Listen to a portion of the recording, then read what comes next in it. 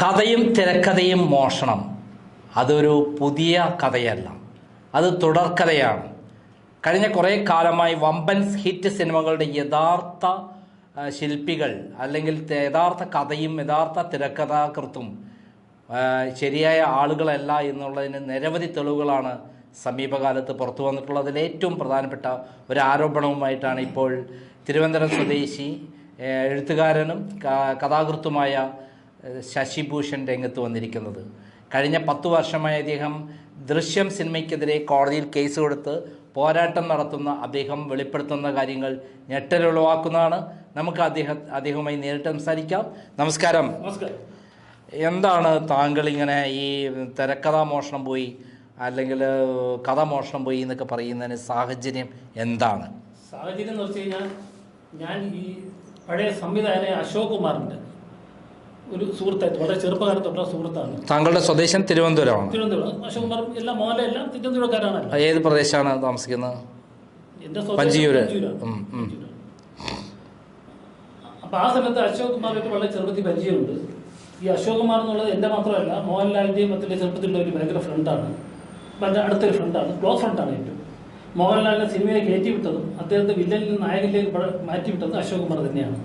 അത്രയും അവർ സുഹൃത്ത് ഇപ്പോഴും അതുകൊണ്ട് ഒത്തിരി സ്ട്രോങ് ആണ്. എൻ്റെ വളരെ ചെറിയൊരു സുഹൃത്താണ്, നല്ല സുഹൃത്താണ്. ആ രീതിയിൽ അത് കഴിഞ്ഞ് അശോക് കുമാർ കുറച്ച് വളർന്നു. ഒരു സ്വന്തമായിട്ടൊരു വണ്ടിയുടെ ഡീലർഷിപ്പൊക്കെ തുടങ്ങി. ആദ്യം ബൈക്കൊക്കെ ഇപ്പം വികസിച്ചു ഭയങ്കരമായിട്ട്. ആ സമയത്ത് ഞാൻ അതുവഴി പെരുമ്പിടൊക്കെ ഞാനും ആ ഷോപ്പിൽ ഇരിക്കുമായിരുന്നു. ഞങ്ങൾ ഒരുപാട് നേരം സംസാരിച്ചൊക്കെ ഇരിക്കുമായിരുന്നു. ആ സമയത്ത് അവിടെ മോഹൻലാലിൻ്റെ ചേട്ടൻ ബാരിയിലാൽ അവിടുത്തെ സ്ഥിരം ഒരു സന്ദർശകനായിരുന്നു. ആ സമയത്ത് ഞാൻ ഇരിക്കുമ്പോൾ വന്നിട്ടുണ്ട്. പിന്നെ ഞാൻ പുള്ളിങ്ങനെ എപ്പോഴും പലപ്പോഴും ഞാൻ പോകുമ്പോഴൊക്കെ പുള്ളിയെ കാണാറുണ്ട്. ഞാൻ അശോകമാണ്ടി പരിചയപ്പെട്ട് തന്നുകൊണ്ട് ഞങ്ങൾ 3 പേര് സംസാരിച്ചിരിക്കും. ഇങ്ങനെയൊക്കെ ബന്ധങ്ങളുണ്ട്. ഇത്തരം ബന്ധങ്ങൾ നീണ്ടുപോയി. കുറച്ച് കഴിയുമ്പോൾ ജീവിതത്തിൽ മാറ്റങ്ങൾ വന്നപ്പോൾ അവർ എപ്പോഴും ഇങ്ങനെ കാണാത്ത സാഹചര്യമില്ല, ഇടയ്ക്കിടയ്ക്ക് കാണുന്ന ഒരവസ്ഥയിലെത്തി. അങ്ങനെ എനിക്ക് 2008 പഴയ വെച്ച് അവിചാരമായി അശോക് കുമാറിനെ കാണുന്നതുകൊണ്ടാണ് ഈ സംഭവത്തിൻ്റെ കാര്യം നടക്കുന്നത്. അത് അന്ന് എനിക്കൊരു നല്ലതായി തോന്നി. ഇപ്പം എനിക്ക് ആദ്യം ദുർവിധിയായിട്ട് തോന്നുന്നുണ്ട്. അപ്പം ആ സമയത്ത് അശോക് കുമാർ അന്ന് മോഹൻലാലിൻ്റെ സിനിമയൊന്നും കിടക്കാതെ വളരെ ബുദ്ധിമുട്ടി കിടക്കുന്ന സമയമായിരുന്നു. എല്ലാം പൊട്ടിപ്പൊട്ടി ഒരു അവസ്ഥയിൽ കിടക്കുന്ന അവസ്ഥയായിരുന്നു. അതുകൊണ്ട് അശോക് കുമാർ എൻ്റെ അടുത്ത് പറഞ്ഞ് മോഹൻലാലിന് വേണ്ടി തന്നെ അറിഞ്ഞുകൊണ്ട് തന്നെയാണ് എന്നോട് ചോദിക്കുന്നത്. കാര്യം അശോകനെ എടുത്താൽ മോഹൻലാലിനെ എടുക്കും എന്നുള്ളത് നമുക്കറിയാം. അപ്പോൾ പറഞ്ഞത് ആ രീതിയിൽ തന്നെ പറഞ്ഞു. ഞാനും മോഹൻലാലിൻ്റെ ശത്രുവൊന്നും അല്ലായിരുന്നു. അന്ന് മോഹൻലാലിനെ എനിക്ക് ഇഷ്ടമുള്ള ഒരു ക്യാരക്ടറായിരുന്നു. മോഹൻലാലിൻ്റെ എല്ലാ സിനിമകളും കാണുന്ന ഒരു സുഭാകരനായിരുന്നു ഞാനും. എനിക്ക് മോഹൻലാലിൻ്റെ വിരോധമുള്ള ഒരു കാര്യമൊന്നും ഇല്ലല്ലോ, ഞങ്ങൾ നോർമൽ ഇരിപ്പിക്കുള്ളൂ. അങ്ങനെ അശോക് കുമാറിൻ്റെ അടുത്ത് പറഞ്ഞു എനിക്കിഷ്ടം പറഞ്ഞു. ഞാൻ പറയുന്ന കഥയൊക്കെ എഴുതിയല്ലേ തരുമെന്നൊക്കെ ചോദിച്ചപ്പോൾ ഞാൻ പറഞ്ഞു പഴയതൊക്കെ കുറിച്ച് കെട്ടിരിക്കുകയാണ്, ഞാൻ ഇങ്ങനെ ഇനിയിട്ടൊന്നും തയ്യാറാക്കി വെച്ചിട്ടില്ല എന്ന് പറഞ്ഞു. അത് കുഴപ്പമില്ല, തയ്യാറാക്കി തന്നാൽ നല്ലൊരു കഥ തയ്യാറാക്കി തരണം എന്ന് പറഞ്ഞു. അപ്പോൾ ഞാൻ ഏറ്റവും ഉണ്ട് സാധനങ്ങളുണ്ട്, ഞാൻ കുറച്ച് ദിവസം സാധനം ഇത് ഒന്ന് അറേഞ്ച് ചെയ്ത് ക്രിയേറ്റ് ചെയ്ത് തരാൻ കുറച്ച് സമയം വേണം. ശരി എടുത്തോളാം പറഞ്ഞു. എടുത്തോളം അങ്ങനെ ഞാൻ പോയിട്ട് 2002 ഇങ്ങനെയൊക്കെ പലതും കൊടുത്തില്ല. അവിടെ മാക്സ് ചെയ്തിട്ട് മോഹൻലാലല്ലേ, ഞാൻ മോഹൻലാലിക്കുന്ന സിനിമയെല്ലാം കിടന്നുകൊണ്ട് മോഹൻലാലും നന്നാവണം, നമുക്കും വല്ല പറ്റും, എല്ലാവർക്കും ഒരു നേരം വരട്ടെ എന്ന് ഞാൻ വളരെയധികം നല്ല പോയിന്റ്സ് വെച്ചിട്ട് ഒരു ബ്ലേഡുകാരനും കൃഷിക്കാരനും കൂടെ തുടങ്ങിയിട്ട് പിന്നെ അത് കാട്ടിൽ എല്ലാ രംഗങ്ങളും ഭരണത്തിൽ ബ്ലേഡ് മാഫിയ എല്ലാം വരുന്നുണ്ട്. ബ്ലേഡ് മാഫിയ, കള്ളക്കടത്ത്, മയക്കുമരുന്ന് എല്ലാം കൂടെ ചേർത്ത് ഭയങ്കര പ്രീഫർ സ്റ്റണ്ട് രീതിയിൽ ഒരു കൃഷിക്കാരനെ, ഒരു പാവപ്പെട്ട കൃഷിക്കാരനെ ബ്ലേഡുകാരൻ ചതിക്കുന്നതായിട്ടാണ് തുടങ്ങുന്നത്. അങ്ങനെ ഒരു ഇമോഷണലായി തുടങ്ങിയിട്ട് അതിൻ്റെ കുടുംബം, അയാളുടെ കുടുംബത്തെ, ഭാര്യയും പെൺമക്കളുള്ള കുടുംബത്തെ വരെ ചതിക്കുന്നു. അങ്ങനെ ഒരു കൊണ്ടുപോയതിനു ശേഷമാണ് ഈ കഥ ഇദ്ദേഹത്തിന് കൊടുക്കുന്നത്. അപ്പോൾ സമയത്ത് കൊടുത്തോണ്ടേ വാങ്ങിച്ച് നോക്കിയിട്ട് കൊള്ളാം, നല്ല സാധനമാണ്, വളരെ ഇഷ്ടപ്പെട്ടു എന്നൊക്കെ പറഞ്ഞ് ഭയങ്കര ഇൻട്രസ്റ്റ് പറഞ്ഞു. ഞാൻ ശരിയെന്ന് പറഞ്ഞു. അപ്പോൾ എന്താ പറഞ്ഞൊരു 15 പുള്ളിയുടെ അന്നത്തെ നെയിം കടക്ക് എൻ്റെ ഉണ്ടായിരുന്നു. അപ്പോൾ 15 ദിവസം വിളിച്ചത് 15 ദിവസം ആവും, ഇത് നിങ്ങൾക്ക് പോകില്ല. അപ്പോൾ ഞാൻ മോഹൻലാലിന് ഇപ്പോൾ സുഖം അപ്പം പറഞ്ഞു. മോഹൻലാൽ അശോക് കുമാർ അവനെന്നാണ് പറഞ്ഞത്, ഇത്രയും ക്ലോസ് ആയിട്ടുണ്ട്, അവൻ്റെ സുഖമെല്ലാം കിടക്കുകയാണ്. അവൻ വന്നെങ്കിൽ അവൻ ചെറുത്തിങ്ങനെ പറഞ്ഞു. ഞാൻ ശരി, അപ്പം അത്രയും ഫ്രണ്ട് അവരെ എനിക്കറിയാം. അപ്പോൾ ഞാൻ ശരിയെന്ന് പറഞ്ഞു. അങ്ങനെ കൂടുതൽ 15 ദിവസത്തേക്ക് അപേക്ഷിച്ചു. ഞാൻ കൊടുത്തു, അതിൻ്റെ തീരുമാനം. 15 ദിവസം കഴിഞ്ഞ് ചെന്നപ്പം പറയുന്നത് പെട്ടെന്നൊന്നും നടക്കില്ല, ഒരു 2 വർഷത്തെ ക്യാമ്പ് വേണം. കാര്യം സിനിമ ആക്കിയാൽ നമ്മൾ പറഞ്ഞെങ്കിലും അത് നടക്കുന്ന ഇറത്തിയെടുക്കാനുള്ള ജോലിയുണ്ട്. സാധനം 3-4 കൊല്ലം കാത്തിരുന്ന നടക്കുന്നത്, ഒരു 2 കൊല്ലം പോലും ഇരിക്കണം എങ്കിലേ നടക്കുന്നുണ്ട്. അപ്പം എനിക്ക് പ്രായം തോന്നിയിട്ട് ഞാൻ ആലോചിച്ചിട്ട് ഒരു കഥാവിരുസാർത്ഥങ്ങളെല്ലാം കൊടുത്തു കഴിഞ്ഞാൽ അത് പോയി, അത് ആശയമാണ്. ഇപ്പം നമ്മൾ പേനയോ സാധനമോ കൊടുത്ത് തിരിച്ചു വാങ്ങിക്കുമ്പോൾ വാങ്ങിച്ചിട്ട് കാര്യമില്ല. അത് അയാൾ തലയെ കയറ്റി വയ്ക്കാം, അല്ലെങ്കിൽ ഫോട്ടോ സ്റ്റേറ്റ് മാറ്റി വയ്ക്കാം, തിരിച്ച് നമ്മളത് തിരിച്ചു തരാം. അപ്പോൾ 15 ദിവസം അഞ്ചാമത് കൊടുത്തിട്ട് സാധനം ഞാൻ വാങ്ങിച്ച് പടങ്ങി വെച്ചൊരു മുകളിൽ എടുത്ത് അതെങ്ങനെയൊക്കെ നടത്തിയെടുക്കാനും നോക്കേണ്ടത് എന്നുള്ള ചിന്ത എനിക്കപ്പോൾ തോന്നിയത്. പിന്നെ ഏറ്റവും ഞാൻ ഈ സംസാര സമയത്ത് പറഞ്ഞിട്ടുണ്ട്, പുള്ളി പറഞ്ഞിട്ടുണ്ട് ഈ മോഹൻലാൽ 2 കൊല്ലം മുമ്പേ 3 കഥാപാത്രമായിട്ട് അഭിനയിക്കാൻ ആഗ്രഹിക്കുന്നുണ്ട്, ഒന്നിലേ രക്ഷപ്പെടുന്നില്ല, പിന്നെ 3 അങ്ങനെ ആവാം എന്നൊക്കെ പറഞ്ഞു. ഇവിടെ തമാശയൊക്കെ പറഞ്ഞു തിരിച്ച് ഇങ്ങനെയൊക്കെ പറഞ്ഞു. അപ്പോൾ എനിക്ക് തോന്നി പുള്ളി ഇത്രയും തുറന്നൊക്കെ സംസാരിക്കില്ലേ അശോകുമാർ അങ്ങനെ ഒരു 3 കഥാപാത്ര സിനിമ കിട്ടാതെ ഒരു കഥാപാത്രമേ അത് രക്ഷപ്പെടുന്നില്ല, പിന്നെ 3 രക്ഷപ്പെടാൻ പറ്റില്ല. ഇങ്ങനെയൊക്കെ തമാശകളൊക്കെ പറഞ്ഞ് ചിരിച്ചപ്പോൾ എനിക്ക് പിന്നെ ഇത്രയും പരിചയം കിടക്കുന്നു കൊച്ചിലെയുള്ള മോഹൻലാൽ. എല്ലാവർക്കും എനിക്ക് ഇതൊക്കെ എല്ലാം കൂടെ കറക്റ്റായിട്ട് തോന്നി. എനിക്കൊരു അവിശ്വസിക്കുന്ന ഒരു സാഹചര്യം അവിടെ ഇല്ല അന്നത്തെ മനസ്സിൽ. അങ്ങനെ ഞാനത് വിശ്വസിച്ചിട്ട് നല്ലവണ്ണം എഴുതി കൊടുത്തു. അത് ഈ 2 കൊല്ലം എന്ന് പറഞ്ഞ് അത് നീണ്ടുപോയി. ഇടയ്ക്ക് വെച്ച് ഞാൻ ഇങ്ങനെ നോക്കുമ്പോഴത്തേക്കും ഇടയ്ക്ക് ബന്ധപ്പെടുന്നുണ്ട് പുള്ളി ഇങ്ങനെ കുറച്ച് കാര്യങ്ങൾ നീണ്ടു പോകുന്നുണ്ട്. അപ്പോൾ ഇടയ്ക്ക് ഞാൻ നോക്കുമ്പോൾ ആന്റണി പെരുമ്പാവൂർ നിർമ്മിച്ച് മോഹൻലാൽ അനുഭവിക്കുന്ന പല സിനിമകളിലും ഇതുപോലെ തുണ്ടുകൾ വരുന്നുണ്ട്. എനിക്കൊന്നും ചെയ്യാൻ പറ്റത്തില്ല, കാര്യം ആശയങ്ങളാണ്. ഓരോ ഭാഗത്തുള്ള ഒരു അനാഥ പേര് വീട്ടിൽ കൊണ്ട് കൊടുക്കുക, അമ്മ ഇഷ്ടപ്പെടുക, അതിൽ പ്രകൃതി കുറച്ച് കൃഷി ചേർത്ത് ഇതിനകത്തുള്ള കൃഷിയുണ്ട്, ഇതിനകത്ത് മെയിൻ കൃഷി അതൊക്കെ ചേർത്ത് ഇങ്ങനെ ഒരു മിക്സ് ഉണ്ടായിരുന്നു. എനിക്കത് പിടിക്കാൻ പറ്റില്ല. എന്നാൽ കാര്യങ്ങൾ എനിക്കറിയാം എൻ്റെ സങ്കടമാണ്, പക്ഷേ എനിക്ക് പുറത്തു പറയാൻ പറ്റാത്ത അവസ്ഥ. ഇങ്ങനെ ഒരു വേദനാജനകമായ രീതിയിൽ എന്നെ ഇങ്ങനെ കൊണ്ടുപോകണം. ഞാൻ ഒരു ഇത് ശരിയാവില്ലല്ലോ. അശോകൻ ഞാൻ പറയുന്ന എന്തായെന്ന് ചോദിച്ചു. അപ്പം പുള്ളി പറയണത് പലരുടെ ചോദിച്ചൊന്നും ഈ സ്ക്രിപ്റ്റ് പലർക്കും ഇഷ്ടപ്പെടില്ല. കണ്ട മാത്രം ഞാൻ ഇയാളെ ഇവിടെ 2 സമയം ഞാൻ കുഴപ്പം. അപ്പം ഞാൻ എനിക്ക് പിന്നെ തിരിച്ചു തന്നേക്കാൻ പറഞ്ഞു. അത് തിരിച്ചു തരാൻ പറ്റില്ല, ഞാൻ എവിടെ വിളിച്ച് മറന്നിരിക്കുന്നു. ഞാൻ ഇവിടെ ബിസിനസ് തിരക്കൊക്കെയാണ്. ഞാൻ ഇപ്പം ഇപ്പം മുതലാളിയായിപ്പോയി, പണ്ടത്തെ അല്ല, അത് ബൈക്കിൻ്റെ അല്ലേ. ഇപ്പോൾ പുള്ളി ജീപ്പിൻ്റെ കാറിൻ്റെയൊക്കെ ഭയങ്കര ഡീലറാണ്. അപ്പോൾ പുള്ളി പറഞ്ഞു അത് ഞാൻ ഇവിടെ കുറിച്ച് മറന്നുപോയി, എനിക്കങ്ങനെ കണ്ടുപിടിച്ചെടുക്കാൻ പറ്റും, എൻ്റെ അവസ്ഥ ധൃതി കണ്ടില്ലെന്ന് ഞാൻ. അപ്പോൾ ഞാൻ പറഞ്ഞു അതല്ലല്ലോ, ആന്റണി പെരുമാൾ മോഹൻലാലിൻ്റെ സിനിമകളുടെ ഇതിൻ്റെ വിറ്റുകൾ വരുന്നത് ഞാൻ കണ്ടിട്ടാണ് വരുന്നത്. അപ്പോൾ പിന്നെ ഇങ്ങനെ പറഞ്ഞിട്ട് കാര്യമൊന്നുമില്ല, നിങ്ങളുടെ സാധനം എടുത്ത് നിങ്ങൾ ഉപയോഗിക്കുന്നുണ്ട്. അങ്ങനെയാണെങ്കിൽ മോഹൻലാലിൻ്റെ ആന്റണി പെരുമാളിലേക്ക് പോയി ചോദിക്കാം. ഞാൻ പറഞ്ഞു അതങ്ങനെ ചോദിക്കും. അശോക് കുമാറിനെ വിശ്വസിച്ച് ഞാൻ തന്ന കാര്യം നമ്മളെ പരിചയം വെച്ച് തന്നു. മോഹൻലാലിൻ്റെ പടം എല്ലാം അറിഞ്ഞ് ആ ഒരു സാഹചര്യം കണ്ട് എനിക്ക് അനുകൂല പോസിറ്റീവ് തോന്നി തന്ന സാധനം. ഞാൻ അവരുടെ ഒരു പരിചയമില്ലാത്ത വെച്ചെന്ന് അത് വെച്ചാൽ നിങ്ങളായിരുന്നു വെച്ചാൽ തീരുട്ട് അങ്ങനെ ഒരു ബന്ധം പറ്റുക. താങ്കളാണ് കൈകാര്യം ചെയ്യേണ്ടത്, തന്ന ആളല്ലേ ചെയ്യേണ്ടത്. അപ്പോൾ പറയും ഇതുവരെയുള്ളതൊക്കെ പോട്ടെ, ഇനിയുള്ളത് നമുക്ക് നോക്കാം എന്ന് പറഞ്ഞു. ശരിയെന്ന് പറഞ്ഞപ്പോൾ ലാസ്റ്റ് കേൾക്കാൻ തെറ്റെന്ന് പറഞ്ഞു. ഈ സിനിമാക്കാരൊക്കെ കള്ളന്മാരാണ്, ഞാനും കള്ളം തന്നെ, ഇങ്ങനെ ഇവിടെ ഒരു വാക്ക് പറഞ്ഞു. അപ്പം എനിക്ക് അതിൽ തോന്നി അത് ഇങ്ങനെ പറഞ്ഞത്. പിന്നെ എൻ്റെ മനസ്സിൽ അത് കിട്ടൂല, എന്തോ ഒരു വിശ്വാസം പോയി കിട്ടും. അങ്ങനെയൊക്കെ പിക്കോട്ട് ഞാൻ ആര്യങ്ങൾ പിന്നെ കാര്യങ്ങൾ പിന്നെ ഞാൻ കിട്ടാനുള്ള എങ്ങനെ വഴി കിട്ടുമെന്ന് വൈകിട്ട് അച്ഛനും അങ്ങനെ നോക്കി നമ്മൾ ദൃശ്യ സിനിമ ഇറങ്ങും. അപ്പം ദൃശ്യ സിനിമ ഞാൻ എനിക്കറിയാവുന്ന ഒരാളിനെ ഒരു അഡ്വക്കേറ്റിനെ തന്നെ ഞാൻ കണ്ടുവന്നു എൻ്റെ സംശയം തീരാൻ വേണ്ടിയിട്ട്. കാര്യം ഒരാളെ എന്തോ പറഞ്ഞിട്ടാണ് ഞാൻ അറിയുന്നത് ഈ കൃഷിയായിട്ട് ബന്ധപ്പെട്ടതാണ്, ഇതും അതാണ് കൃഷി എന്നാണ് ഇത് കണ്ടിട്ട് ഇങ്ങനെ തോന്നുന്നു. ഞാൻ കഥ തൊട്ട് അപ്പം ഞാൻ അഡ്വക്കേറ്റ് പുള്ളി ഒന്ന് കണ്ടു നോക്കാൻ പറഞ്ഞു. അപ്പോൾ പുള്ളിയെ വൈഫ് കൂടെ പോയി കണ്ടു നോക്കിയിട്ട് പറഞ്ഞു എൻ്റെ അടുത്ത് പറഞ്ഞു ഇത് അതിൽ നിന്ന് തന്നെ പോയത് തന്നെ, പക്ഷെ ഒരുപാടൊക്കെ ഒരു പണി ചെയ്തിരിക്കുന്നു, പക്ഷേ ഇത് അതിൽ നിന്ന് പോയതിരിക്കുകയാണ്. സംഭവം നേരത്തുള്ള കണ്ടൻസേ ഉള്ളൂ. നമ്മുടെ പുള്ളി തന്നെയാണ് ഈ ബേസാണ് കേസിലോട്ട് കണക്കാക്കുക. പക്ഷേ ചില മാറ്റങ്ങൾ വരുത്തി. മാറ്റങ്ങൾ വെച്ചാൽ അത് മാറ്റങ്ങൾ വരുന്ന അത് പറയാം. ഈ സിനിമയിൽ മാറ്റങ്ങൾ വരികയെന്ന് വെച്ചിട്ട് ഇപ്പോൾ ഒരു കള്ളൻ നമ്മളെ ഭൂമുഖത്തോടെ ആൾ കാണാതെയൊന്നും ഓട്ടിക്കില്ല. ഒരു കള്ള വരുന്ന എങ്ങനെയാണ്, ഒന്നീ ബാഗിലുള്ള കഥ തുറന്നു, അല്ലെങ്കിൽ ചുവര് തുറന്നു, അല്ലെങ്കിൽ ഓട് പൊളിച്ച് ജനൽ പൊളിച്ച്, ഇങ്ങനെയൊക്കെ ഒരു കള്ളം വരുള്ളൂ. അവൻ്റെ ഒരു ആഭരണം കിട്ടിയാലും അപ്പോൾ അത് മോട്ടിച്ചത് ഒന്നി കൊണ്ട് ഒളിച്ചു വയ്ക്കുക, അതല്ല അടുത്ത് തല്ലി പൊട്ടിച്ച് രൂപ മാറ്റുന്നത് എന്തെങ്കിലും ചെറിയൊരു വ്യതിയാനം വരും എന്നും വെച്ചാൽ സ്വർണ്ണം മാറില്ല, ഈ കള്ളന് തന്നെ ആവില്ല. സിനിമയിൽ ഇത്തരം കാര്യങ്ങൾ ചെയ്യുന്നതെന്ന് വെച്ചാൽ സാധാരണ ചെയ്യുന്നത് വെച്ചാൽ അവർ ഈ കള്ള കഥ മാറ്റുന്നതെന്ന് വെച്ച് കഴിഞ്ഞാൽ അതിനകത്തുള്ള കഥാപാത്രങ്ങളെ നമ്മളൊരു കഥാപാത്രം വരെ രീതിയിൽ ചെയ്യുന്നത് ഇത് കഥാപാത്രങ്ങളുടെ സ്വഭാവങ്ങൾ തമ്മിൽ മിക്സ് ചെയ്തല്ലേ. ഈ കഥാപാത്രങ്ങൾ മിക്സ് ചെയ്യുമ്പോൾ ഓട്ടോമാറ്റിക്കായിട്ട് ഈ നമ്മൾ ഓരോ കഥാപാത്രം വരെ ഈ സീനും ഓട്ടോമാറ്റിക്കാണ് മാറും. ആ കഥാപാത്രം വരുന്നില്ല, കഥാപാത്രം ഉപയോഗിക്കും, പക്ഷേ വേറെ മിക്സ് വേറെ ഇതിനങ്ങോട്ട് കൊടുത്തിങ്ങനെ മിക്സിങ് ആയിക്കളെ. ഇത് നോക്കിയിട്ട് ഇത് കണ്ടു തന്നെ ചെയ്യുന്നു, പക്ഷെ കണ്ടിങ്ങനെ നോക്കി മിക്സി മാത്രമേ അവർ ഒരു നമ്മൾക്കൊരു കെമിക്കൽ വെച്ചത് അത് മിക്സ് ചെയ്ത പ്രോഡക്റ്റ് ഉണ്ട്, ഒരു കിണ്ടി കളച്ച് കിട്ടുകളെ അങ്ങനെ പറ്റിയിട്ടുള്ളൂ. അങ്ങനെ ഈ സീനുകൾ തങ്ങളിൽ ചെറിയ മാറ്റം വരും. ഇപ്പം അവൻ്റെ 1-5 ആട് വരുന്നതല്ലേ. പിന്നെ രണ്ടാമത് ചെയ്യുന്നത് വെച്ച് കഴിഞ്ഞാൽ പശ്ചാത്തലങ്ങൾ മാറ്റിക്കളെ. ഇപ്പം നമ്മൾ അടക്കള കഴിഞ്ഞ് വരാതില്ലാക്കി ആകുഴികളും വിറ്റത്ത് വയ്ക്കും, സംഭവം തന്നെ ഇങ്ങനെ ആക്കിക്കളെ. അപ്പൊ പിന്നെ ക്യാരക്ടറിന്റെയും മിക്സിയും വരുത്തി മിക്സിയും വരുത്തി അപ്പൊ പെട്ടെന്ന് കാണുന്നവർക്ക് കൺഫ്യൂഷൻ മറ്റേ ചെറുശ്ശേരി പറയുമ്പോൾ ചെറുശ്ശേരി എരിശിയിൽ കഷ്ണങ്ങൾ ഇളക്കി നോക്കിയാൽ കഷ്ണം കാണാൻ പറയും പോലെ ഇളക്കി നോക്കുമ്പോൾ അതിനകത്ത് ഇപ്പൊ കഷ്ണം. ഇതില് ദൃശ്യം സിനിമ താങ്കളുടേതാണ് എന്ന് പറയുന്ന, തിരക്കഥ താങ്കളുടേതാണെന്ന് പറയുന്ന എന്ത് തെളിവുകളാണ് ഉള്ളത്? എന്റെ രചനയാണ് ഈ ദൃശ്യ സിനിമയിലേക്കുള്ള കഥാമൃഷ്ടിയാണ്. ഈ യഥാർത്ഥത്തിൽ ഈ ജിത്തു ജോസഫും ഉദയകൃഷ്ണ ഇവരൊക്കെ ഒന്നാം തരം കള്ള ഉള്ളകളാണ്. കാര്യം യുവമാരി ഒരുപാട് സിനിമകളിൽ ഇങ്ങനത്തെ വേറെ കാണിച്ചാണ് ഉണ്ടാക്കുന്നത്. സ്വന്തമായിട്ടൊന്നും എഴുതില്ല, എല്ലാം എവിടെ നിന്നെങ്കിലുമൊക്കെ ഒരു അഡ്ജസ്റ്റ്. ഇതിപ്പം എന്റേത് പോയത് ഞാൻ പറയുന്നത്. താങ്കൾ അശോക് കുമാറിന് കൊടുത്ത താങ്കളുടെ കഥയാണോ കൊടുത്തത്, തിരക്കഥയാണോ? എന്റെ കഥയുണ്ട്, തിരക്കഥ ഫുൾ ആയിട്ടുണ്ട്. തിരക്കഥ ഫുൾ എത്ര പേജാണ്? അത് 376 പേജ് ഉള്ള സാധനമാണ് കൊടുത്തത്. ഓക്കെ, അതിൽ താങ്കളുടേതാണ് ഈ സിനിമ, ദൃശ്യം സിനിമ എന്ന് തെളിവുകളാണുള്ളത്. നമുക്ക് നോക്കാം. എന്റെ തിരക്കഥ നിന്നിട്ട് കൃഷിയിടവും ഭാര്യയും പെൺമക്കളും അടങ്ങുന്ന സന്തുഷ്ട കുടുംബനാഥനെ ശങ്കരൻ എന്നുള്ള കഥാർത്ഥം മാത്രമാണ്. ഇതിന് ശങ്കരൻ പിന്നെ മൂർത്തിയുടെ സ്ഥലത്ത് എന്നുള്ള ഒരു ക്യാരക്ടറുണ്ട്. അത് ഒരുപാട് നീണ്ട കഥയാണ്, ഞാൻ പറഞ്ഞു പോയില്ല. ഗുരുവനൊക്കെ വരുന്നോണ്ട് അതിൽ ക്യാരക്ടർ കൊടുക്കും. ഇവരായിട്ട് കുറച്ച് ക്യാരക്ടർ എടുത്തോളൂ, വേറെ ക്യാരക്ടർ. ഓക്കെ, ആ ഏതൊക്കെ ഭാഗങ്ങളാണ് പ്രധാനപ്പെട്ട കാര്യങ്ങൾ?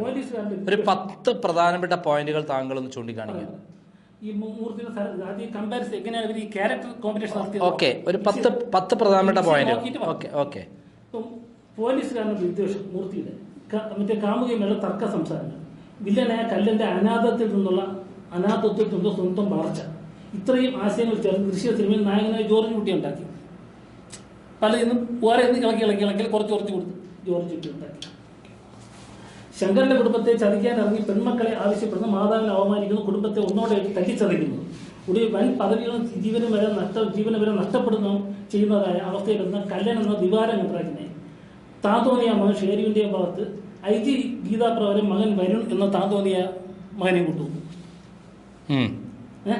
CI അൻവറിന് നായകനുള്ള വ്യക്തിവിദ്വേഷം കടുവ എന്ന കല്ലന്റെ പൊതുജനം എന്നുള്ള പിടിച്ചുപറി, ഇത് രണ്ടും സംയോജിപ്പിച്ച് പുലി എന്ന പോലീസുകാർ സഹദേവനെ കൊണ്ടുപോകും.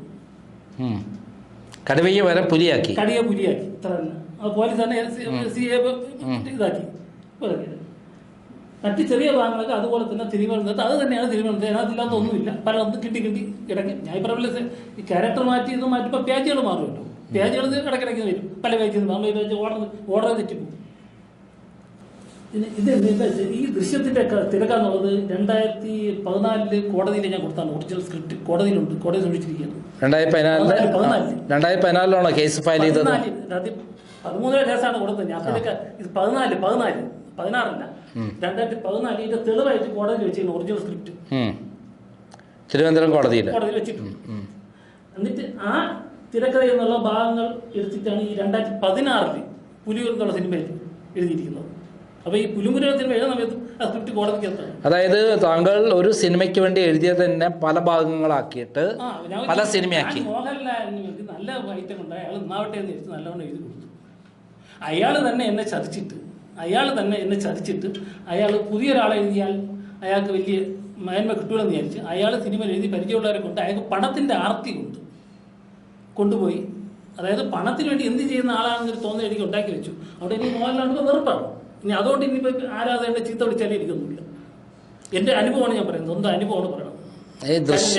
മോഹൻലാൽ ഉപയോഗ സ്നേഹത്തോടെ എല്ലാ സിനിമകളും കണ്ടുകൊണ്ടിരുന്ന ഒരു വ്യക്തി തന്നെയാണ്. എനിക്ക് അനുഭവം വന്ന് ഞാൻ അല്ല സംബന്ധിച്ചു. അതിൻ്റെ അകത്ത് എന്ത് സാമ്യം, എന്താണ് താങ്കളുടെ കഥയിലെ സാമ്യം? പുലിമുരുകൻ പറഞ്ഞിട്ട് പോകും.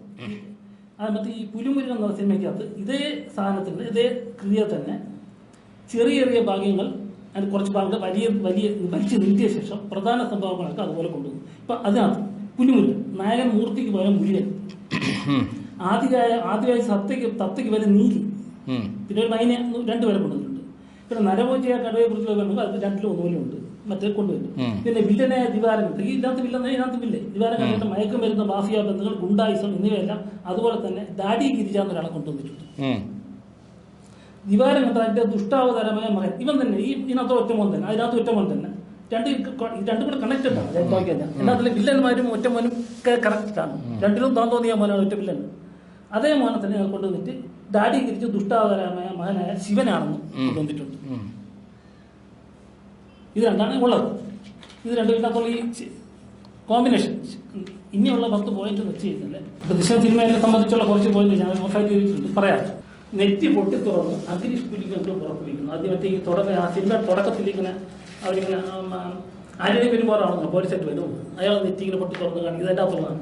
പൊട്ടി തുറന്നായിട്ട് അതിനകത്ത് നിന്ന് സീൻ്റെ പോലെ കാണിച്ചിട്ടുണ്ട്. അതിനകത്ത് എടുത്തു പോയതാണ്.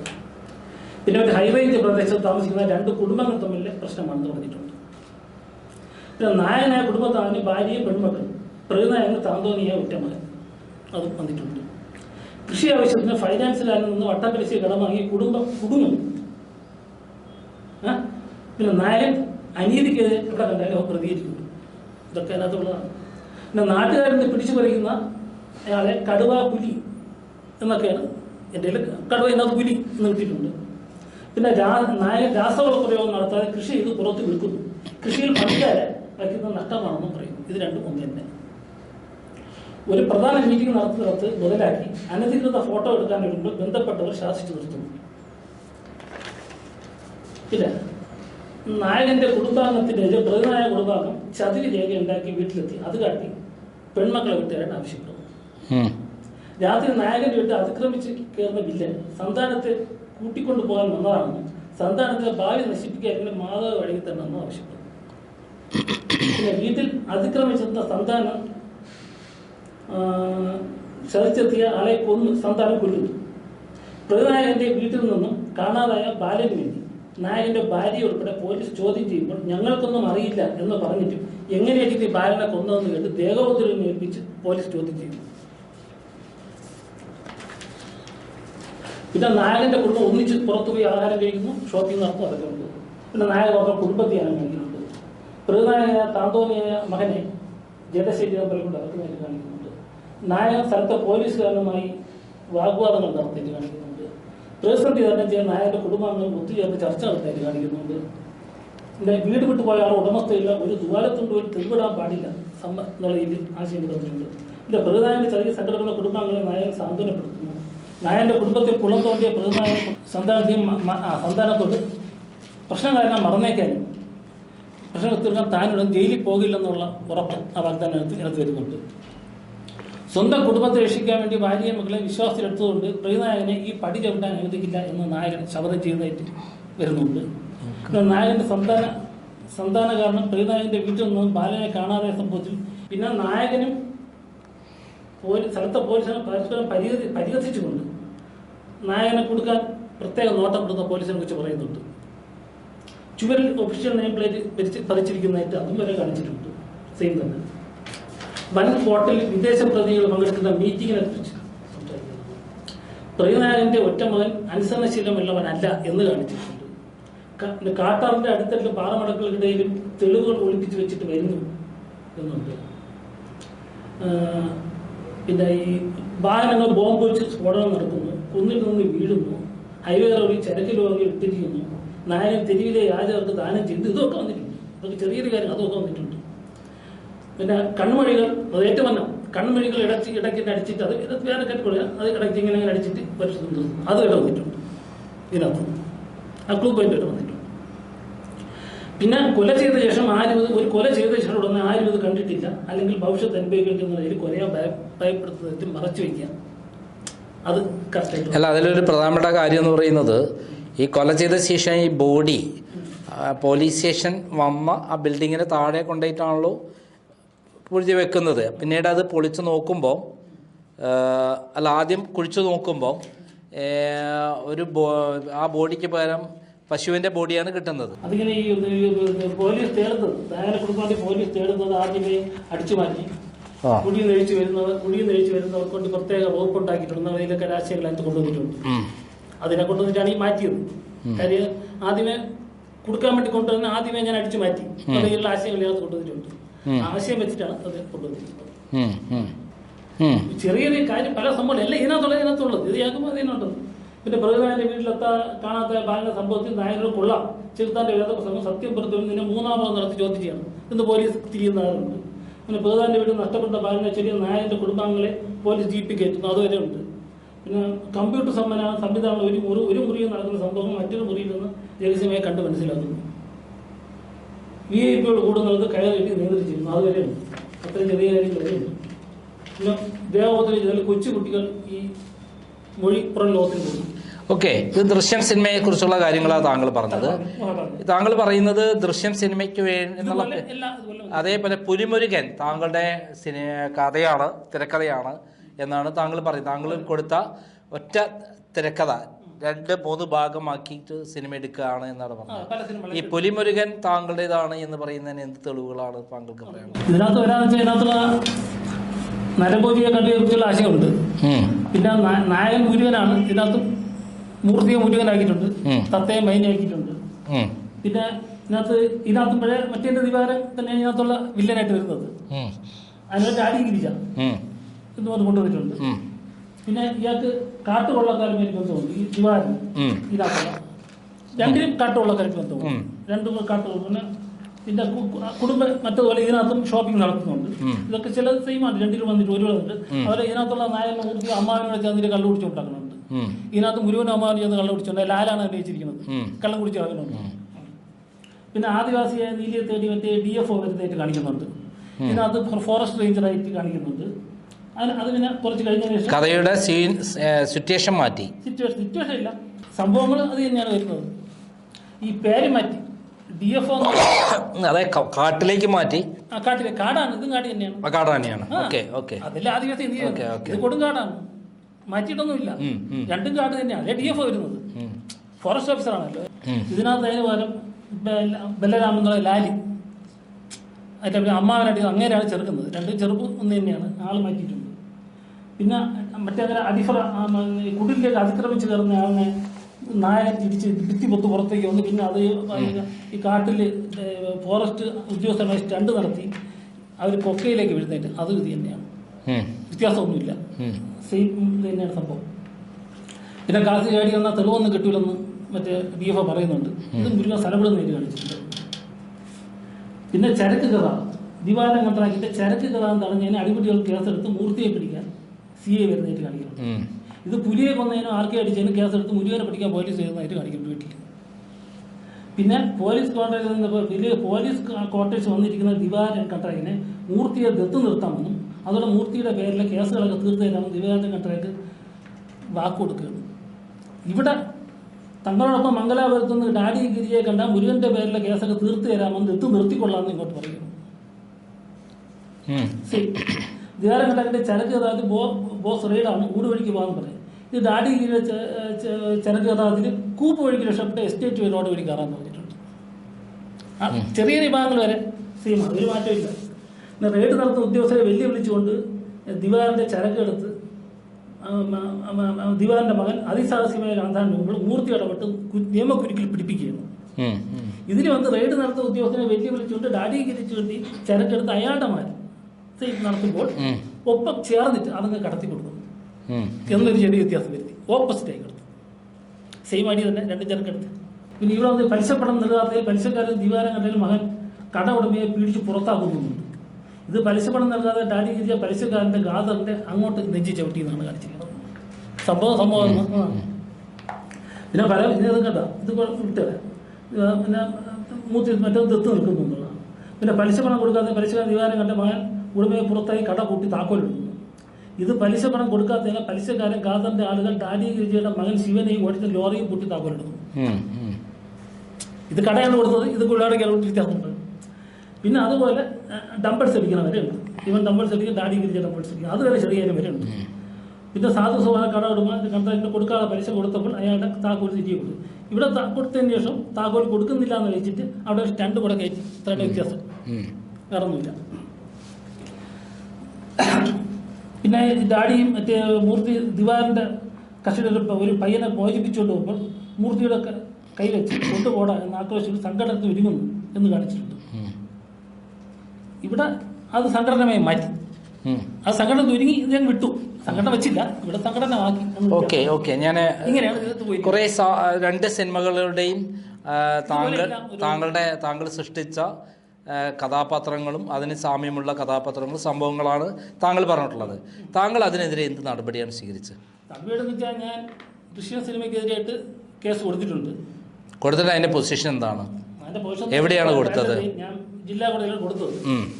അതിനുശേഷം അത് അന്ന് മുതൽ എല്ലാ അഡ്വക്കേറ്റും കുറച്ച് അഡ്വക്കേറ്റ് നല്ലതാണ്, എല്ലാ അഡ്വക്കേറ്റും നല്ലതല്ല. അനാവശ്യമായിട്ട് ഈ പണത്തിന് വേണ്ടി മാത്രം ഈ കോട്ടിട്ട് നടക്കുന്ന കുറേ അഡ്വക്കേറ്റന്മാരുണ്ട്. ഇവർ നേരെയുള്ള സിനിമയിൽ തന്നെ അവർ അങ്ങനെ അഡ്വക്കേറ്റന്മാർ ആദ്യം കാണിച്ചു. അത് ഇവർ കേന്ദ്രമന്ത്രിയുടെ മോഹൻ പീഡിപ്പിച്ചപ്പോൾ കേന്ദ്രമന്ത്രി കാണിക്കുന്നതായിട്ട് കാണിച്ചിരിക്കുന്നത്. ഇവിടെ മോഹൻലാലൊക്കെ സാധാരണക്കാരനായിട്ട് വന്നിട്ടുണ്ട്, കേന്ദ്രമന്ത്രി ഇങ്ങോട്ട്. ഇതിപ്പോൾ എൻ്റെ കാര്യത്തിൽ ഇവർ കേന്ദ്രമന്ത്രി ഞാൻ സാധാരണക്കായിട്ട് വന്നുകൊണ്ട് ഇവർ ഇതേ അടവ് എനിക്ക് കോടതിയിൽ കാണിച്ചു. എല്ലാ വക്കീലന്മാർക്കും വന്നിട്ട് സിനിമയിലും വരെ ചാൻസ് അതെനിക്ക് തോന്നുന്നു. എന്തൊക്കെ വലിയ ചാൻസ് വാഗ്ദാനം കൊടുത്തിട്ട് വക്കീലന്മാരെ ന്യൂട്രൽ അവർക്ക് രക്തവും സിരകളിൽ ഓടാത്ത ഒത്തിരി ഇങ്ങനെ ശവം പോലെ ഇരിക്കുന്നതിലായില്ല. അപ്പം എനിക്കത് ബുദ്ധിമുട്ടാണ്. അങ്ങനെ ഇപ്പം എനിക്ക് ഇതേപോലെ ശല്യം സഹിക്കാൻ ഞാൻ അതുകൊണ്ട് ഇത് കണ്ടോ നീണ്ടു പോകുന്നു. അപ്പോൾ 2016 വന്നപ്പോഴത്തേക്ക് ഞാൻ ഈ മുഴുവനായപ്പോൾ ഞാൻ അശോക് കുമാർ അവർക്ക് വീണ്ടും നോട്ടീസ് അയച്ചു, വക്കീൽ നോട്ടീസ് അയച്ചു. അവർ കൈപ്പറ്റി എൻ്റെ ഏടി ഇരിപ്പുണ്ട്. അപ്പോൾ എല്ലാവരും ആരാ വന്ന് കേസ് കൊടുത്തു. ഞാൻ പിന്നെ കേസ് കൊടുക്കില്ല. കേസ് കൊടുത്തു കഴിഞ്ഞാൽ ഞാൻ വരിക്കും. കേസ് കൊടുത്ത് ഞാൻ കോടതി കൊടുത്തിട്ട് അതിങ്ങനെ നീണ്ട് വക്കീലന്മാരെ കളിച്ച് എന്നെ ബുദ്ധിമുട്ടില്ലാതെ എനിക്ക് ഞാൻ ഒന്ന് കൊടുത്തത് എനിക്കത് ഒരു നേരം. എത്ര വർഷമായി കേസ് കൊടുത്തിട്ട്? 10 വർഷമാവും. 10 വർഷം. ഇപ്പൊ ഏത് കോടതിയിലെ കേസ് നിൽക്കുന്നു? ഇപ്പൊ അതിലേക്ക് ജില്ലാ ഉദ്യോഗം, പിന്നെ ജില്ല 2 വിട്ടു, പിന്നെ അവരൊക്കെ എപ്പോഴും മാറ്റി. പിന്നെ അതിന്റെ ഫാസ്റ്റ് ട്രാക്ക് വിട്ടു. ഫാസ്റ്റ് ട്രാക്കിൽ വന്നിട്ട് ദൃശ്യം 1 ഉള്ള സമയത്താണ്, ദൃശ്യം 2ന്റെ എടുക്കുന്ന സമയത്ത് ഫാസ്റ്റ് ട്രാക്ക് കിടക്കുകയാണ്. ആ സമയത്ത് ദൃശ്യം 2 ഷൂട്ടിംഗ് തുടങ്ങണമെങ്കിൽ ഞാൻ കൊടുത്താണ്.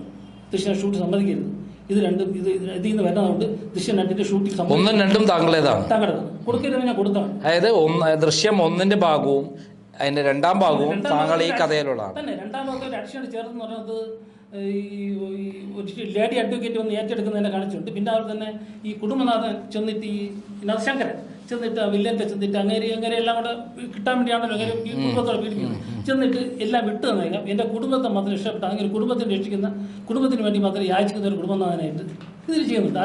അത് ചെയ്യുന്നുണ്ട്. ഇത്രയേ ഉള്ളൂ. പിന്നെ ലേഡി അഡ്വക്കേറ്റ് വരുന്നത്. പിന്നെ നായകൻ്റെ വീടും സ്വത്തും പ്രതിനായകൻ അത് ഇതിനകത്ത് ഞാൻ ഒന്നി പറഞ്ഞ അതിനെ കള്ളരേഖ ഉണ്ടാക്കി വ്യാജം പിടിച്ചു പറയും. അതിന് ദിശ 2 കൊണ്ടുവന്നിട്ടുണ്ട്. എന്നിട്ട് ഈ ലേഡി അഡ്വക്കേറ്റിനെ വന്ന് ഏറ്റെടുക്കുന്ന വെച്ചിട്ടാണ് ആ ത്രെഡിൽ നിന്നാണ് ഈ നേരിടുന്ന സിനിമ തുടങ്ങിയിരിക്കുന്നത്. കാരണം ഐഡിയ വന്നത്. ഈ 2 സിനിമകൾ കഴിഞ്ഞു. ദൃശ്യം 1, ദൃശ്യം 2, പുലിമുരുകൻ. ഇപ്പോൾ നേരുമായിട്ട് എന്താണ് താങ്കൾക്ക് ബന്ധം? നേരുമായിട്ട് ബന്ധം ഞാൻ ഓൺലൈൻ ആശയം. കാര്യം കോടതിയിൽ ഒരു ഫെഡറൽ സംഭവം മാറ്റി കളഞ്ഞു. ഇപ്പോൾ അത് പറയാം ദൃശ്യത്തിലെ ഒരു കൊലപാതകവും കാര്യം അങ്ങനെ പോയ കൊലക്കേസിൽ നിന്ന് രക്ഷിക്കുക എന്നുള്ളതിലാണ് പോയി. ഇതിപ്പോൾ ഒരു പെൺകുട്ടിയെ പീഡിപ്പിക്കുന്നത് അച്ഛനും അമ്മയൊക്കെ വേറെ കുടുംബം ഒന്നും കഥയായിട്ട് ബന്ധമില്ല. ഇപ്പോൾ ദൃശ്യമായിട്ട് ബന്ധമില്ല. ഈ നേരിന് ദൃശ്യമായിട്ടൊരു ബന്ധമില്ല. അതൊരു പുതിയ സംഭവം. ഒരു പെൺകുട്ടിയെ പീഡിപ്പിക്കുന്നു, അത് ജഗദീശാണ് മോഹൻലാൽ ഒന്നും ഒരു ബന്ധമില്ല. അപ്പോൾ ഇങ്ങനെ ബന്ധമില്ല അതിനകത്ത്. പക്ഷെ ആ ഓൺലൈൻ കാര്യം ഇത് ഇങ്ങനെ ഒരു കേസിൽ കോടതി പോണത് ഐഡിയ ചിലപ്പോൾ ഇത്രയും ഇതിൽ നിന്ന് എടുത്ത സ്ഥിതിക്ക് ഇതിൽ നിന്നാവാനേ സാധ്യതയുള്ളൂ. അവർ ഐഡിയ അതായത് നേരിട്ട് താങ്കൾക്ക് പൂർണ്ണമായി പറയാൻ പറ്റില്ല. പക്ഷേ താങ്കൾ ഈ ആശയങ്ങളൊക്കെ ഇതിൻ്റെ അകത്ത് താങ്കളെ 393 പേജുള്ള സ്ക്രിപ്റ്റിൽ തിരക്കഥയിൽ കൃത്യമായി പറയുന്നുണ്ട്. ഇതാണ് താങ്കളുടെ ആക്ഷേപങ്ങളുള്ളത്. ഈ സന്ദർഭത്തിൽ മോഹൻലാലിന് നേരിട്ട് കണ്ട് കാര്യങ്ങൾ പറഞ്ഞുവോ? ഞാൻ പറഞ്ഞിട്ടില്ല. കാര്യം എന്നോടിങ്ങനെ ഞാൻ ഒരു കുറ്റം ചെയ്യാത്ത എന്നോട് വാങ്ങിച്ചോണ്ട് ഇത്രയും മോശമായിട്ടെല്ലാം മോട്ടിക്കുകയും പിന്നെ എല്ലാ സിനിമകളിൽ എന്നെ അവമാനിക്കുന്നുണ്ട്. പുലിമുരുകനിൽ ഞാൻ ഇപ്പോൾ ഇതിനകത്തൊരു പോലീസുകാരൻ ചെയ്യുന്നത്. എൻ്റെ ഒരു ചോദ്യം, താങ്കൾ അശോക് കുമാർ എന്ന് പറയുന്ന മോഹൻലാലിൻ്റെ സുഹൃത്താണ് ഇത് കൊണ്ടുപോയി മോഹൻലാലിന് കൊടുത്തതെന്ന് പറയുന്നത്. അപ്പോൾ ഈ മോഹൻലാലിനെ നേരിട്ട് താങ്കൾ കണ്ടുവോ? ഞാൻ കണ്ടില്ല. കാര്യം എൻ്റെ ഇങ്ങനെ കൊണ്ട് ഈ പണത്തിന് വേണ്ടി ഞാൻ കൊടുത്തതിന് അദ്ദേഹത്തിന് അഭിനയിക്കാൻ വേണ്ടി ഞാൻ എൻ്റെ ഒരു സുഹൃത്ത് 2 കൂടെ ചേർന്ന സുഹൃത്തിന് ഞാൻ പ്രതീക്ഷയോടെ കൊടുത്തതിന് പണത്തിന് വേണ്ടി കൊണ്ടുപോയി വേറെ സ്വന്തം ആളുകളെ വെച്ച് കുറേ ഇങ്ങനെ എടുത്തുകൊടുക്കുന്ന ആളെ വീണ്ടും വേണ്ടി ചെന്ന് കാണാൻ വേണ്ടി എൻ്റെ മനസ്സ് അനുവദിക്കുന്നില്ല. അല്ല, താങ്കൾ അങ്ങനെയാണ് കേസ് കൊടുക്കുന്നതിന് മുമ്പ് താങ്കൾ മോഹൻലാലിനെ കണ്ട് ഈ സത്യാവസ്ഥ ബോധിപ്പിക്കേണ്ട ആവശ്യമുണ്ടായിരുന്നില്ലേ? അത് അറിഞ്ഞല്ലേ കൊണ്ടുപോയത്. അല്ല, ആയിരിക്കാം. ഈ അശോക് കുമാർ എന്താണ്? ഞാൻ അശോക് കുമാറിന്റെ കൂട്ടാണ്. അതെ, അശോക് കുമാർ എന്ത് ചെയ്തു എന്ന് താങ്കൾക്ക് അറിയില്ലല്ലോ, നേരിട്ട് അറിയില്ലല്ലോ. അല്ല, സിനിമകൾ കാണുമ്പോൾ അറിയാലോ. അത് ശരിയാണ്. പക്ഷെ താങ്കൾ ആയിട്ടുള്ള ഈ ഇടപാട് താങ്കൾ നേരിട്ട് പോയി മോഹൻലാലിനെ കാണുകയും കണ്ടിട്ടില്ല. ഈ സന്ദർഭത്തിൽ മോഹൻലാലും താങ്കളുമായി നേരിട്ട് കണ്ടില്ല. ജിത്തു ജോസഫിനെ താങ്കൾ കണ്ടുവോ? ഇല്ല, ഞാൻ ആരെയും കണ്ടില്ല. ഞാൻ നോട്ടീസും കേസും അല്ലാതെ വ്യക്തികളെ കാണാൻ പോയി. ഈ കേസിൽ പാരക്കിയ കക്ഷികൾ ഇപ്പോൾ അത് ജിത്തു ജോസഫ്, ആന്നി പെരുമാറുണ്ട്, പിന്നെ ഈ അശോക് കുമാർ അങ്ങനെയുള്ള പാർട്ടിയുണ്ട്. പിന്നെ ഇവരുടെ ഡിസ്ട്രിബ്യൂഷൻ മോഹൻലാൽ അതിന്റെ കക്ഷിയല്ല. മോഹൻലാലിനെ കക്ഷിയാക്കാൻ വേണ്ടി ഞാൻ കൊടുത്തു. അതിപ്പം അത് പാസ്സായി വന്നുകൊണ്ടിരിക്കുകയാണ്. അമെന്റ്മെന്റ് കൊടുത്തിരിക്കുകയാണ്. അത് ഇവര് മറുപടി കൊടുത്തിട്ടില്ല. അങ്ങനെ അത് തുടക്കത്തിൽ തന്നെ മോഹൻലാലിനെ പെടുത്താതിരുന്നത് കാരണം ഈ കഥ അന്ന് അഡ്വക്കേറ്റ് എന്നെ തെറ്റിച്ചാണ്. അഡ്വക്കേറ്റ് ഞാൻ കൊടുക്കാൻ പറഞ്ഞ അഡ്വക്കേറ്റ് പറഞ്ഞു മോഹൻലാൽ ആക്ടർ ആയതുകൊണ്ട് മോഹൻലാലിനെ പിന്നെ വിട്ടാൻ പറ്റില്ല പറഞ്ഞു. അഡ്വക്കേറ്റിൽ നമുക്കെല്ലാം പറഞ്ഞു. അപ്പം അഡ്വക്കേറ്റ് പറഞ്ഞു അത് ആക്ടർ അശോക് കുമാർ മോഹൻലാലിനല്ലേ കൊടുത്തത്? മോഹൻലാലിനെ കൊടുത്തു എന്ന് വെച്ച് കഴിഞ്ഞാൽ മോഹൻലാൽ ഡിസ്ട്രിബ്യൂഷൻ പിന്നെ അതിപ്പം ദൃശ്യം ടൂവിൻ്റെ സ്റ്റേ സമയത്താണ് അവരൊരു പേപ്പർ കൊണ്ട് കൊടുത്തു ഈ ഡിസ്ട്രിബ്യൂഷൻ കമ്പനി അഡ്രസ്സ് മാറിയുന്നത്. അത് വെച്ച് ഞാൻ ഇന്റർനെറ്റ് നോക്കിയപ്പോഴാണ് മോഹൻലാൽ ഡിസ്ട്രിബ്യൂഷൻ കമ്പനി 2009 തൊട്ട് ഡിസ്ട്രിബ്യൂഷൻ കമ്പനിയുടെ മെയിൻ ആൾ മോഹൻലാലാണ്. അപ്പം ഡിസ്ട്രിബ്യൂഷൻ കമ്പനിയുടെ മെമ്പറാണ്. അങ്ങനെയാണ് മോഹൻലാലിന്റെ പ്രിയ കമ്പനി ഞാൻ രണ്ടാമത്. അല്ല, എന്റെ ചോദ്യം മോഹൻലാലിനാണ് ഈ തിരക്കഥ കൊണ്ടുകൊടുത്തതെന്ന് അശോക് കുമാർ പറഞ്ഞിട്ടുണ്ട് താങ്കളോട്. അശോക് കുമാർ പറഞ്ഞു. അപ്പൊ പറഞ്ഞ സ്ഥിതിക്ക് അതിന്റെ റെക്കോർഡ് താങ്കൾ എടുത്തിട്ടുണ്ടല്ലോ. മോഹൻലാലിന് കൊടുത്തിട്ട് എനിക്ക് റെക്കോർഡില്ല. അല്ല, ഈ അശോക് കുമാർ പറഞ്ഞതിന്റെ റെക്കോർഡൊന്നും ഇല്ലേ കയ്യില്? ഇല്ല, നമ്മൾ സംഭാഷണമില്ലേ. സംഭാഷണം വരുന്നില്ലേ? അല്ല, താങ്കൾക്ക് അറിവുള്ളതാണല്ലോ ഈ കാര്യം. ഈ അശോക് കുമാറിന്റെ അടുത്ത് ഈ സാധനം കൊടുത്തു തെളിവുണ്ടോ? അതുണ്ട്. കാരണം അശോക് കുമാർ അത് കഴിഞ്ഞിട്ട് അത് അശോക് കുമാർ തിരിച്ച് തരാതായപ്പോൾ ഞാൻ മറ്റേ വേറെ കൂട്ടുപ്രതികൾ വെച്ചുമല്ലോ വാങ്ങിച്ചൊന്നുമില്ല. ആ പുള്ളിയുടെ പേര് ഞാൻ വിജയ് തമ്പി പറഞ്ഞത്. അപ്പം ആ പേരിൽ ഞാൻ പുള്ളിക്ക് ഇദ്ദേഹം തരൂടെ നിയമനം അദ്ദേഹത്തിന് കിട്ടാൻ വേണ്ടിയിട്ട് ലെറ്റർ അയച്ചിട്ടുണ്ട്. അപ്പം അതിന്റെ കോപ്പി അശോക് കുമാർ പറഞ്ഞിട്ടാണ് അശോക് കുമാറിന് കോപ്പി അയച്ചിട്ടുണ്ട്. അതൊക്കെ AD കോപ്പിട്ട് വന്നിട്ടുണ്ട്. അല്ല, AD കോപ്പി കിട്ടിയോണ്ട് അവർ അഡ്മിറ്റ് ചെയ്യണമെന്നില്ലല്ലോ. അവരതിനകത്ത് മറുപടി പറഞ്ഞിട്ടുണ്ടോ? അവര് പറഞ്ഞിട്ടില്ല. അവര് മറുപടി ഒന്നും ഇവരാരും തന്നെ മറുപടി പറഞ്ഞിട്ടില്ല. പ്രതികൾ പറഞ്ഞിട്ടുണ്ട്. മറ്റവരെ കോർട്ട് മറുപടി അല്ല, ഇതിൽ അശോക് കുമാർ മറുപടി അതിൽ മോഹൻലാൽ ഹാൻഡ് ഓവർ ചെയ്താണെന്ന് പറയുന്നുണ്ടോ? അങ്ങനെ സാധനം കിട്ടിയതായി സമ്മതിക്കുന്നില്ല എന്നാണോ? താങ്കൾ ഇങ്ങനൊരു കഥ തന്നായിട്ടേ പറയുന്നില്ല എന്നാണോ? എങ്ങനെയാ പറയുന്നത്? അങ്ങനെയാണ് കോടതിയിൽ പറയുന്നത്.